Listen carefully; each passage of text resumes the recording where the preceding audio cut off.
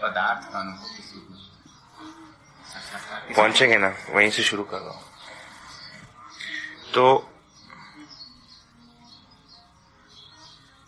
जो सम और विषम को आपने पहचाना, आपने उसको कैसे पहचाना? देखिए, इसको अस्तित्व में जो हम अध्ययन किए, आपको बताया, जो अध्ययन करते समय में स्वभाव गति नाम की चीज देखा। क्या सुना? स्वभाव गति नाम की चीज देखा। स्वभाव गति क्या होता है?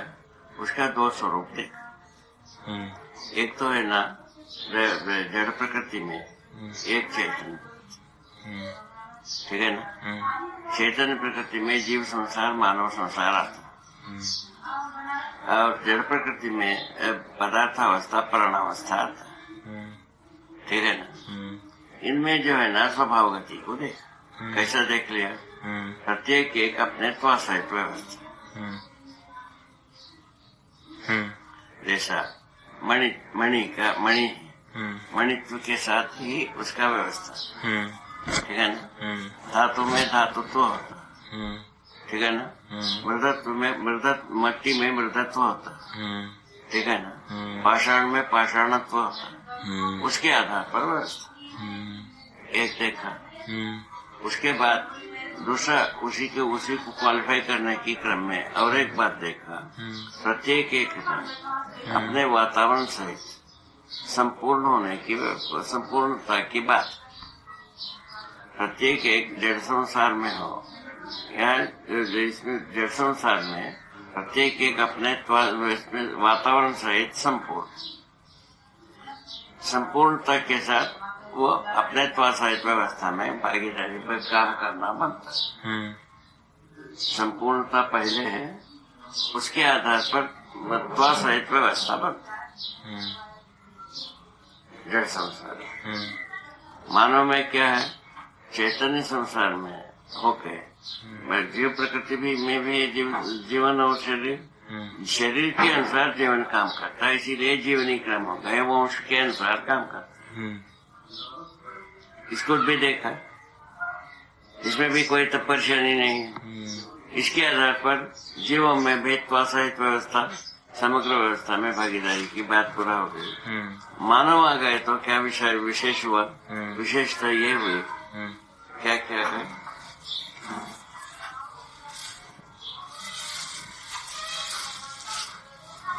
फाइल है, फाइल कौन लिखा है?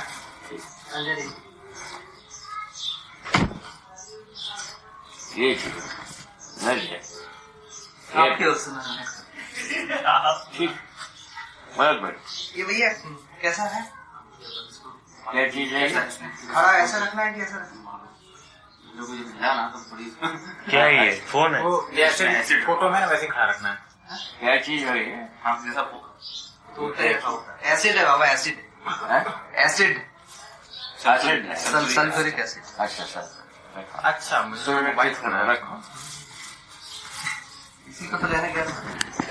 ये बात हो, इसमें से हम देखा, उसके आधार पर उसके पहले उसको देखा सहस्तित्व में, वस्तु इसमें सत्ता में संपर्क प्रकृति के रूप में, जड़ चैतन्य प्रकृति पूरा का पूरा सत्ता में संपर्क होने का मतलब है डूबा हुआ, गिरा हुआ, भीगा हुआ, लिखा हुआ, ठीक है। उसके आधार पर हर वस्तु स्वयं स्फूर्त से क्रियाशीलता की व्याख्या बनी श्रम गति परिणाम, है ना। और उसका जो है ना विकास क्रम, जागृति क्रम, जागृति के रूप में पुनः अध्ययन हुआ। उसमें जो है ना श्रम का विश्राम, गति का कर्तव्य, परिणाम का अमृत, ये तीनों निकल गए, ठीक है ना। परिणाम का अमृत जो है ना बिना मानव की हाथ लगाए पूरा हो गए। अब मानव जो है ना अपने में होना है स्वयं पूर्ति से क्रिया पूर्णता, आचरण पूर्णता को प्रमाणित करना है। वो हुए बिना मनस्वस्थता प्रमाणित होगा नहीं, ठीक है ना। मनुष्य सत्ता प्रमाणित हुए बिना मानव जो है ना, ये जो है ना, संज्ञानीयता संपन्न हो नहीं सकता। जीव चेतना में जी करके संज्ञानीयता व्यक्त होने होगा नहीं, ठीक है ना।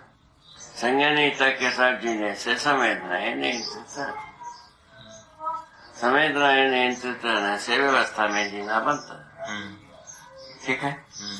इस बात को तय किया, उसके आधार पर अपन भी काम कर रहे हैं। तो इस क्रम में सम और विषम को कैसे पहचाना आपने? ये भी बताया ना भाई, हर वस्तु त्वसहित व्यवस्था है। व्यवस्था में ये तीनों चीज है। क्या चीज?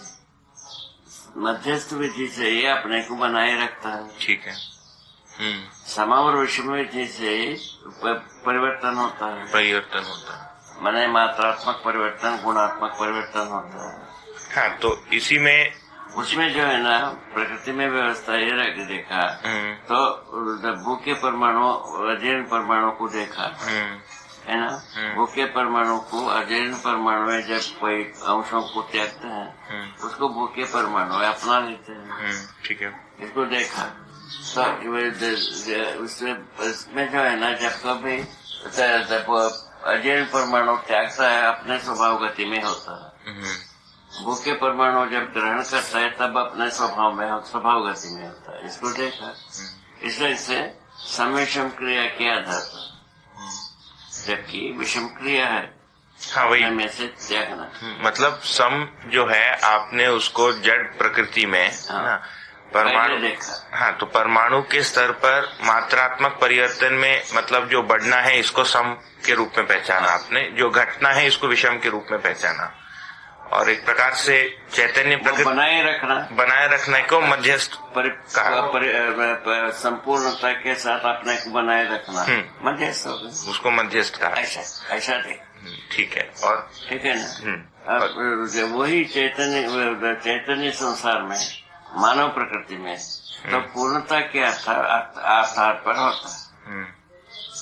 पूर्णता के आधार पर, पूर्णता क्या है? क्रिया पूर्णता, आचरण पूर्णता के आधार पर त्वसहित व्यवस्था होती है, उसके पहले होने वाला नहीं, ठीक है। समझ में गए? त्वसहित व्यवस्था होने पर वह मध्यस्थ होता है, ठीक है, ठीक है। स्वभाव गति का है। अच्छा, सम और विषम जो कुछ भी बात है तो वही है, जैसा बच्चे हैं इनमें जो है ना बोध होना एक समक्रिया के रूप में जाता है, ठीक है। मतलब जागृति के पक्ष या गुणात्मक परिवर्तन के पक्ष में जो है इसको सम कहा, नहीं तो उसको विषम कहा। अब जड़ गुणात्मक परिवर्तन में विषम कुछ होते ही नहीं।